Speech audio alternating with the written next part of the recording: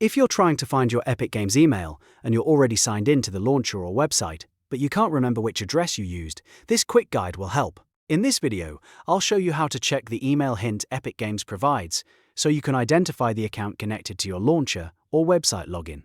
If this tutorial helps, please hit the like button and subscribe for more simple tech guides just like this. Let's jump right in.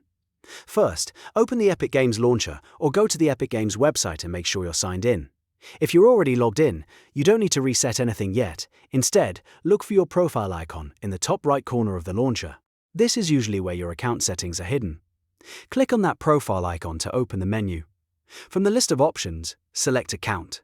This will take you to your Epic Games account settings page. Once you're on the account page, look for the email address box.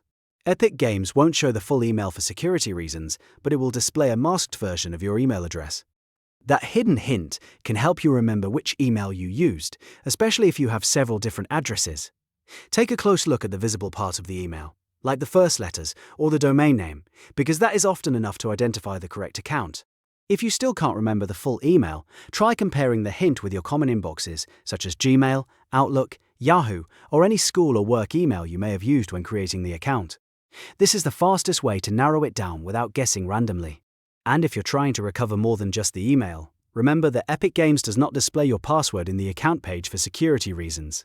If you forgot your password, you'll need to use the password reset option from the sign-in screen and follow the recovery steps sent to your email. So the main takeaway is this: if you're already signed in, the account page will show a masked email hint that can help you confirm which address is attached to your Epic Games account. It's a simple step, but it can save you a lot of time when you have multiple emails and don't know which one you used. If this video helped you out, make sure to like, subscribe and turn on notifications so you don't miss the next easy tutorial. Thanks for watching, and I'll see you in the next one.